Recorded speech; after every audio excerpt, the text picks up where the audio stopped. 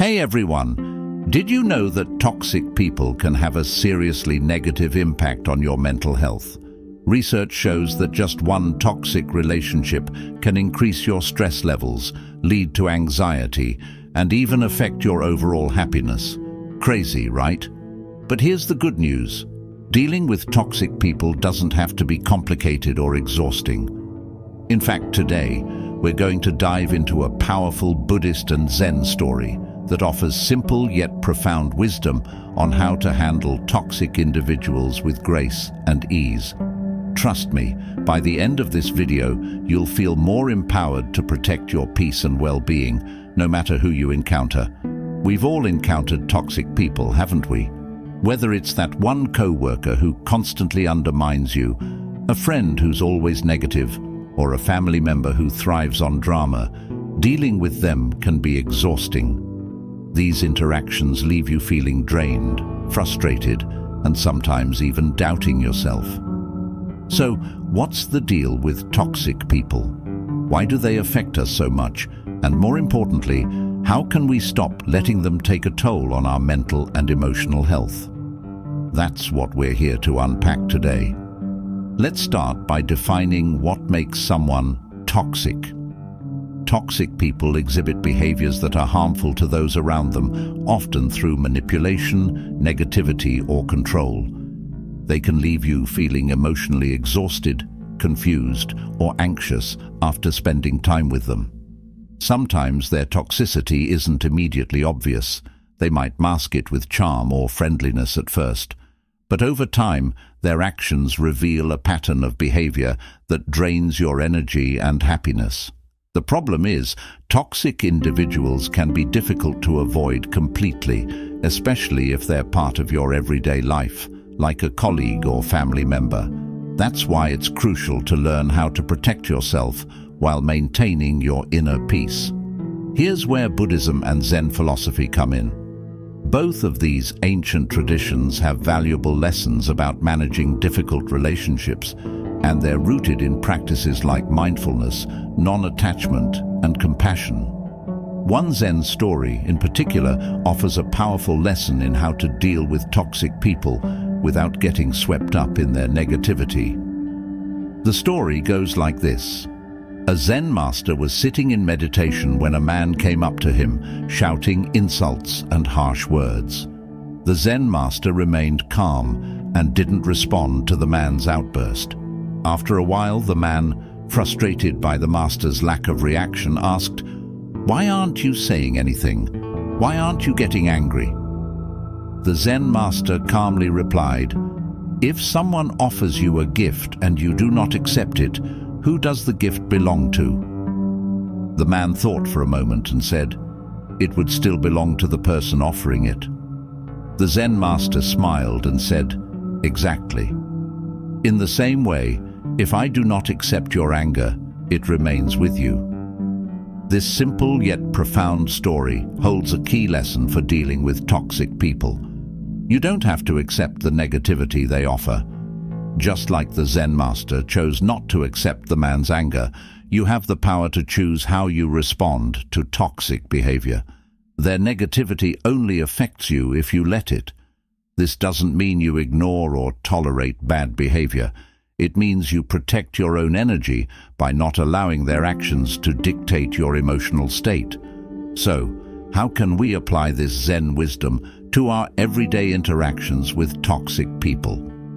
The first step is to practice mindfulness. Toxic people often thrive on drama, and they'll try to pull you into their emotional storms. But by staying mindful, staying present, you can observe their behavior without reacting to it. When someone tries to provoke you, take a deep breath and remind yourself that you have the power to choose your response. Instead of engaging in their negativity, you can remain calm and detached, much like the Zen master in the story. Another key principle in Buddhism is non-attachment. Toxic people often trigger strong emotional reactions in us because we're attached to certain outcomes or expectations.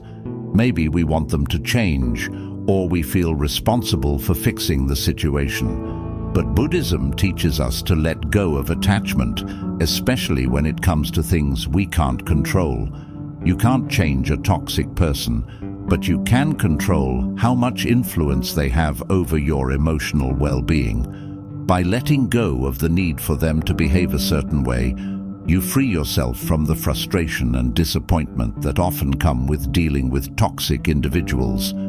Compassion is another powerful tool in handling toxic people. This might sound counterintuitive. Why should you feel compassion for someone who's causing you harm? But in Buddhism, compassion isn't about condoning bad behavior. It's about understanding that everyone is dealing with their own suffering. Often, toxic behavior stems from unresolved pain, insecurity, or fear. While you don't have to tolerate their actions, approaching them with compassion can help you maintain your own sense of peace. It allows you to see their behavior as a reflection of their inner struggles, not a reflection of your worth. Now, let's talk about some practical steps you can take to deal with toxic people in your life, while keeping these Buddhist and Zen principles in mind. The first step is setting boundaries. Boundaries are essential in any relationship, but especially with toxic individuals. Let them know what behavior you will and won't tolerate. This doesn't have to be confrontational. It can be as simple as saying, "I'm not comfortable with this conversation," or "I need to take a break." The key is to be firm and consistent. Toxic people will often test your boundaries, but the more you reinforce them, the more you protect your emotional space. Next, prioritize self-care. Toxic people can drain your energy, so it's important to recharge regularly. Whether it's through meditation, exercise, spending time in nature, or doing something creative, make sure you have time to restore your mental and emotional well-being.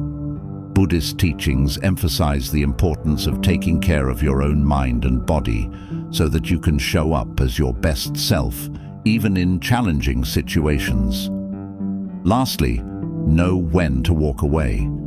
Some toxic relationships can't be fixed, and it's okay to remove yourself from those situations.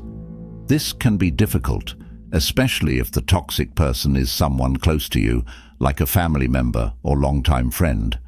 But remember, your mental and emotional health comes first. You deserve to be surrounded by people who uplift and support you, not those who bring you down. Walking away doesn't mean you're giving up. It means you're choosing to protect your peace. So what's the big takeaway here? Dealing with toxic people doesn't have to be a nightmare. By applying Buddhist and Zen principles like mindfulness, non-attachment, and compassion, you can handle these difficult situations with grace and ease. Set boundaries, prioritize self-care, and know when to walk away. Protecting your peace is essential, and you have the power to choose how you respond to toxic individuals. Now, I want to hear from you. Have you had experiences with toxic people? How did you handle it?